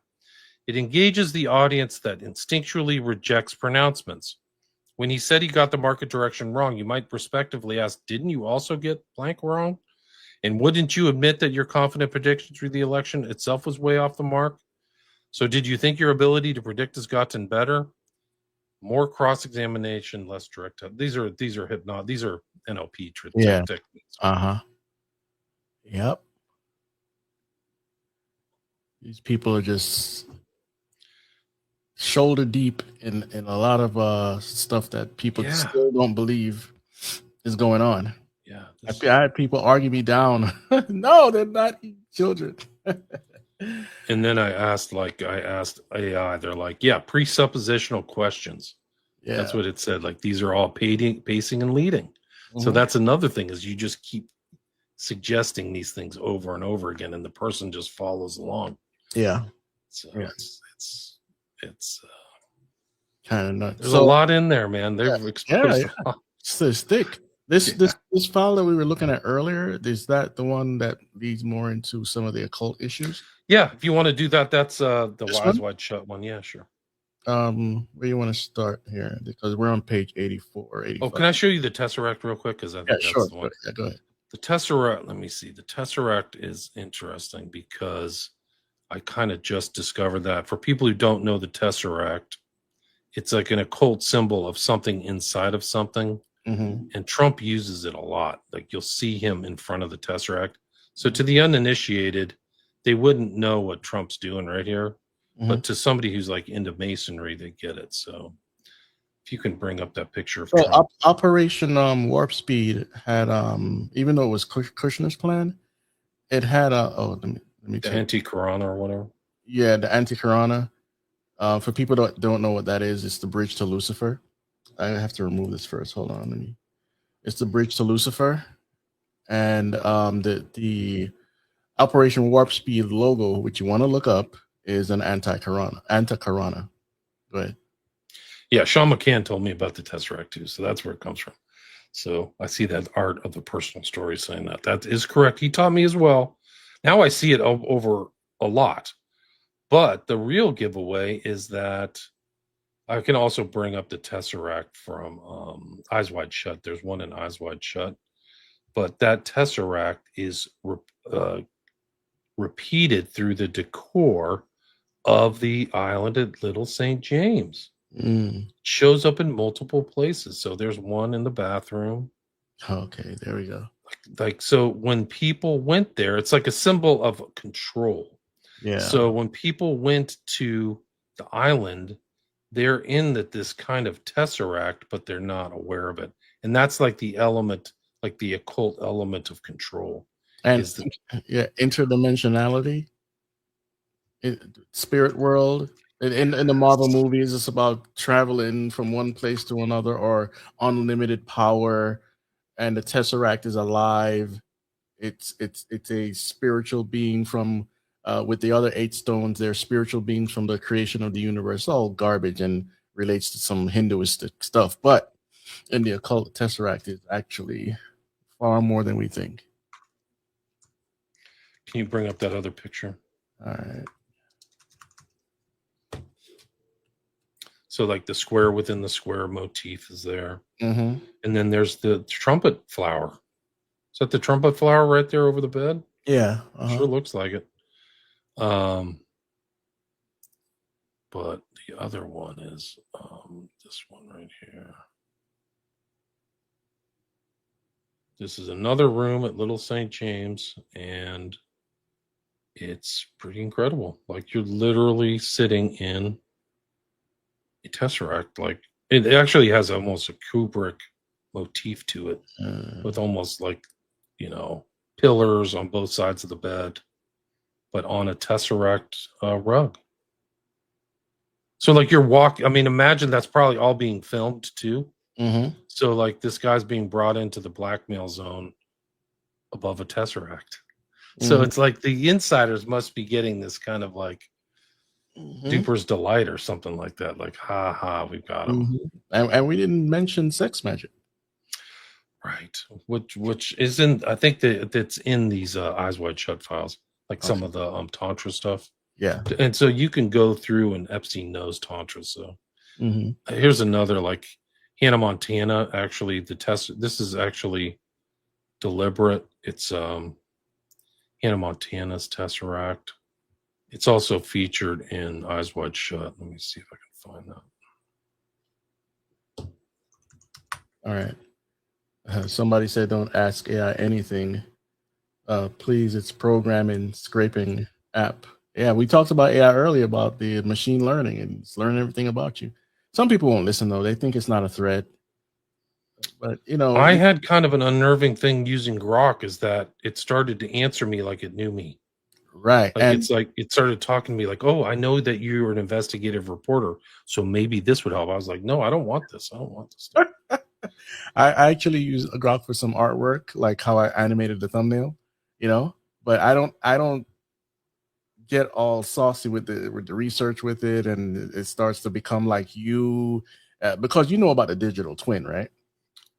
Tell me How about it. I don't think so. all of us have a digital twin based on our banking, our digital footprint, all of our digital footprint. There's a person in the virtual world it's you, a twin. And eventually all of that data will become part of this global net. What we read before, the global brain. Right. And we're going to have to get AI agents to do our banking and our schooling and our this and that, whatever. So that the AI agent will be a middleman. Wow. But World Economic Forum, 2045.com, they all talk about this stuff. But it seems so strange to us because it sounds like science fiction. Can you bring up that scene from Eyes Wide Shut right there? That's Bill Halford going down the stairs, but that lamp behind him is the Tesseract. So what it's suggesting, he's going into the control thing, you know. Yeah. And they have him under control too, and that's kind of like the theme of Eyes Wide Shut is that he thinks that he's aware or himself like an aspiring doctor or whatever, but he's not. Yeah. So I mean, this is Kubrick's intelligence. He's putting the Tesseract in here. Yeah. So and actually, it's in Rosemary's Baby too. Oh, okay. So they've got her under total control. I haven't seen that one in a very long time. Yeah, it's rough. Keep an eye out for the box within the box. Okay. And when you really watch it, it's done by Polanski, who's in the files, the Epstein files. Yeah. But when you watch it, you'll notice like it's like she's controlled from the very beginning. Guy is her husband, and he has her control all the way from the beginning to the end. He's manipulating her into the whole thing. And that's kind of like the subtext that's never explained overtly. Mm-hmm. But there's one scene where like, oh, I'm tired, I'm gonna go lay down. So she goes and lays down, and the pillow's a Tesseract, just like Anna Montana, and she just puts her head on the Tesseract. So if you know what's going on, you're like, oh wow, they really have her under control. Have you seen any of the Black Mirror episodes? No, oh man, I would love to do a show with you about. I should watch them then. I mean, is there Tesseract references or what? I don't recall because that was 2016 and up, but I bet you there is. But there's a lot of tech there that, right? If you do a search on Twitter, you'll see a lot of Black Mirror references. These people, the reason why they call it Black Mirror, you would assume it's because of your phone and your computer screen, and yes, that too. But it's more of a scrying type of thing. Scrying is basically you're looking into a crystal ball, you're looking into a reflective surface where there's water, and they're trying to transcribe to you the future and put it in a fictional form because they've done the research to tell you what's coming. So they put it on Netflix, and people are like, now that it's predictive programming, and now people are like, hey, that was just like Black Mirror. That's just like Black Mirror. That's just like the robot dogs. It was on Black Mirror before most people were aware. I was aware in 2015, but most people weren't aware when it came out that these robot dogs actually were functional. And now when COVID hit, they were in Singapore telling people to go back inside. And we're talking about Boston Dynamics, DARPA, and what's the third one? Boston Dynamics, DARPA, and one other, MIT. Anyway, Trump used them when after he almost got assassinated. They were in Mar-a-Lago. Now they're getting weaponized. It's a whole thing. But Black Mirror, I'm telling you, you have to watch that. I didn't know it was a scrying mirror. That's what John D used. Yeah, he used a Black Mirror to scry. So I have a book called Black Mirror Scrying. Wow. And I can send it to you. But there's a picture of John D with a Black Mirror. Let me see if I can find it. Mm-hmm. John D is like the Enochian magic stuff. So yeah, he had a black obsidian mirror. Yeah, here it is right here. So Okay, let me try to get that in there. here it is right here. Here it is. See where it says Obsidian Mirror? Did I put bring it right? that up? It's okay, right here. Yeah, there you go. So that's John Dee's Black Mirror. Gotcha. That's what he scried with. Huh. Esoteric obsidian artifact created by John Dee, circa 1400. And for those that don't know, Disney's mirror on the wall, however you say it, that was scrying. That was a black mirror. And they called up a spirit. That's what this stuff is all about. But sometimes it's trying to either contact the spirit or trying to see the future. Wow. The Palantir. Right. That's the Black Mirror. Right. Lord of the Rings, yeah. Crazy stuff, right? Man, 2 hours have passed really fast. Oh, wow. I mean, I feel like we didn't even go through a lot of my slides. We'll have to do a follow-up. We should do a follow-up where we cover only transhumanism, because Trivers and some of these other guys are it. Or we could do an eyes wide shut. Like, we haven't touched some of this other stuff. Oh, yeah, for real. Guys, memberships are open. You want to go check out the memberships, see if you like the tiers that are available. We're talking about private chats. We're talking about watch parties, book club, and some videos will be members first, and then they'll be released to the public later. So if you find value in this show and what we're presenting, and go back and look at some of the old videos. I did it like 3 or 4 over the last couple of weeks, and so now we're getting back to live streaming again regularly. And so yeah, become a member if you'd like.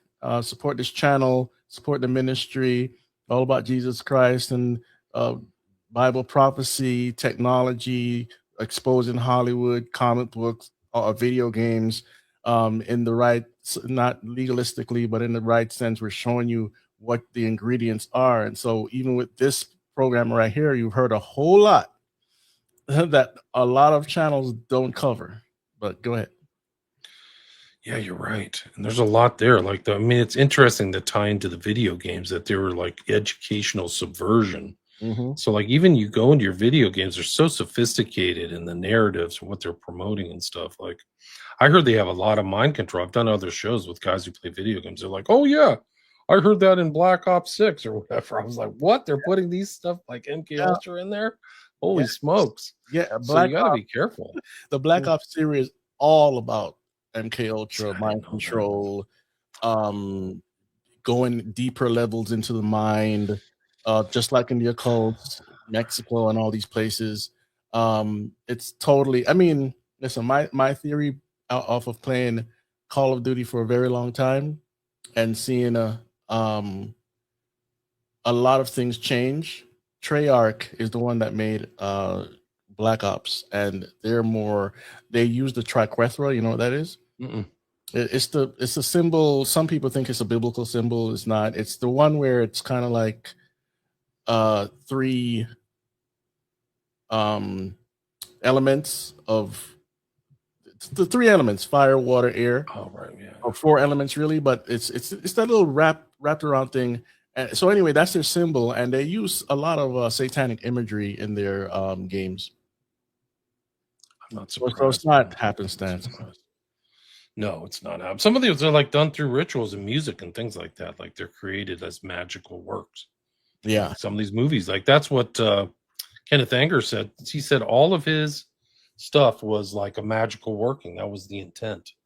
And he called himself a warlock. And he was actually, interestingly, of all things, is that in some of the, once we go through the transhumanism stuff, maybe next time. Yeah. Kenneth Anger was supported by the Getty family. And he knew J. Paul Getty Jr. And J. Paul Getty said, just get on a plane and fly, and I'll cover wherever you want to go. So Kenneth Anger, who was a full-on Crowleyite, would like travel to London on the Getty family's dime, and then you'll see the Getty family show up in this transhumanism stuff. And one of the biggest benefactors of the Getty family is Gavin Newsom. Gordon Getty's in these files. So it's another rich person. Nobody's really fixed. Oh, wow. The Treyarch. Yeah. I didn't know that. Yeah. So we see Triquethra and we see Treyarch. Now, some Christians had used it in the past to represent the Godhead, the Trinity, but it's not where it originates. It originates as from a fake deity, earth worship type paganism, to where they had a fake Trinity, and it goes into all sorts of witchcraft, the elements, the fire, air, water. It's all over the place, but it comes up in different ways, in different forms.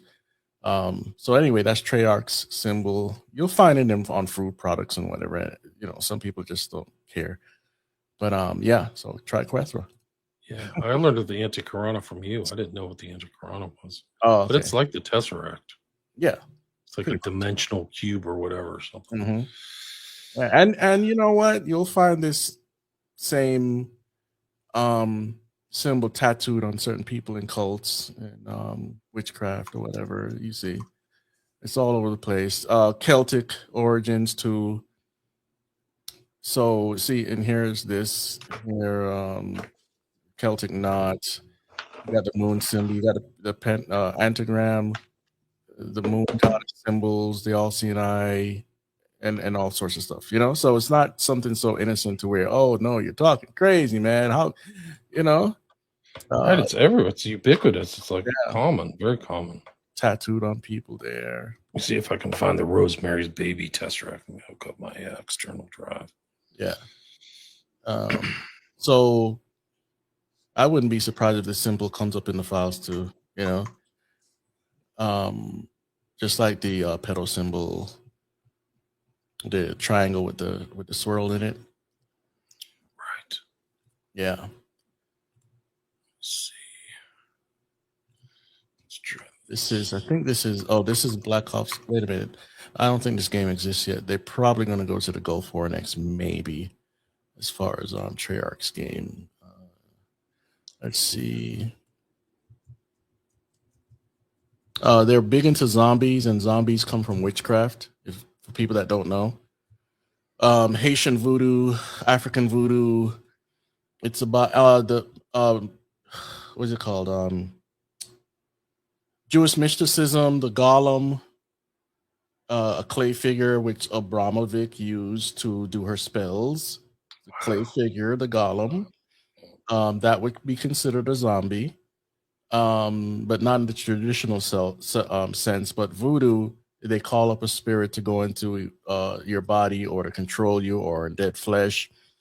And so John Romero made it popular with Night of the Living Dead, Day of the Dead, and other people took it on, and now it's a big phenomenon. But Treyarch is heavy into zombies. There's zombies in every single game. Wow. Every single game. So anyway. Can you bring up that hypercube where it says the hypercube or symbols of Satanism? Let me get rid of this here. This one? This is from Mark Passio, allegedly an ex-Satanist. But it says here, I'll read it out. The hypercube is one of the most occulted symbols within all dark occultism. It is found prevalently throughout our society in the form of octagonal symbolism. The hypercube is a representation of a four-dimensional object. With 3 dimensions, it appears as a cube within a cube. Symbolically, it represents never-ending prison which perpetually renews itself, or in other words, hell. Yeah. Oh, okay. Speaking of that, the new game Hellraiser. Right. It's all about the cube, right? And they actually mentioned the Tesseract in the new Stranger Things. There's a reference. There's a book called A Wrinkle in Time. And that is Wrinkle in Time is about a Tesseract. Yeah. Apparently, this book and movie that was produced by Oprah Winfrey, right? Yes. It's about it's for kids too. Oprah Winfrey is in it, but it's all kind of like girl witches and stuff. Right. And I understand. Doesn't surprise, right? Because she's a big new age priestess. I forgot what the new Hellraiser game. Forgot what it's called. Hellraiser Revival. Let me put this up there real quick. I know it's about time for you to go. Hellraiser Revival. There's the cube. This is the original Hellraiser with the Cenobites. That's more cute. Pandora's box, basically, in a sense. And so they promote this stuff. It's this thematic. All the most of your entertainment is full of this stuff because people get influenced by all sorts of occult things, and sometimes these people are in the occult. You can't dismiss that. And even with horror movies, a lot of time they get witches or people that are really into the cult to verify and make sure that the movie is authentic to what they believe.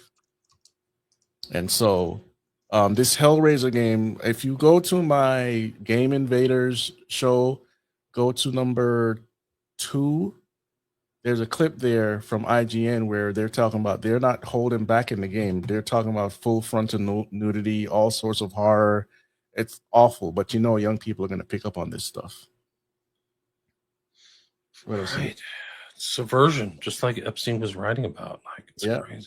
Okay, we got all this. All right, so it's 2 hours in. We've completed this. Thanks for coming on. Can you tell people again about your books and where to find you? And where are you prominently on at this moment?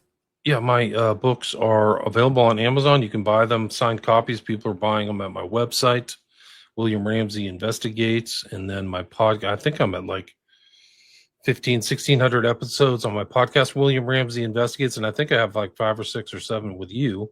So you can check those out. I should repost the Abramovich one, considering she's in these Epstein files. And then I got my YouTube channel back. So some people are listening to this on my YouTube channels, plural. Awesome. So I've been streaming there and just working, trying to put, my X is really blown up. I had this incredible amount of interest in the stuff I posted about the Epstein files. So people can go all the way back. Like, there's files that have been taken down that I put up. Yeah. So like you can go back to January 30th, scroll down through my feed, and you can just see what I posted. And it's really an insight. A lot of the stuff we've talked about and haven't talked about. Yeah. But there's a lot of research. I'm so used to getting censored. It's nice that X and Musk isn't taking anything down. So it's a nice, refreshing change. But that's basically it. Thanks for having me back. It's great to talk with you again. Good. Been too long. Yeah, it's been a long time. So we need to set up something. And let's give the audience what they're looking for here, because again, there's not too many people that talk about this stuff, and you do a good job breaking it down. Let's do transhumanism. I think the transhumanism is one that we didn't really cover as much, but this Trivers guy is really part of the larger transhumanism and like new species and new phenotypes. That's what they're talking about. It's like, wow, this is really incredible. Yes, that's going to be a good show. So we'll set that up, and here we go. YouTube.com Occult Investigations Inc. That's the old channel. That was my old channel. I went from Occult 9/11 to Occult Investigations to William Ramsey Investigates. So I've bounced different names over time. Okay. Just as I put out more books, because my first one was about the occultism of 9/11, and then I was kind of like became an occult investigator, and I haven't changed that title. But then I just became a independent journalist, an investigative reporter. Oh wow! Okay, all right. So we need to talk. Yeah. All right. So let's do transhumanism next time. All right. Thanks, guys. You can come on my show and we'll stream it through my stuff too. Oh, for sure. And we talk about that thing, about the movies and all that, the transhumanism movies. So we'll get there. So all right, guys. Thanks for joining us. Don't forget, don'tletthemburn.com. Check out my Telegram channel. Check out the merch, memberships. Please support the channel, and remember, spread the gospel and don't let them burn.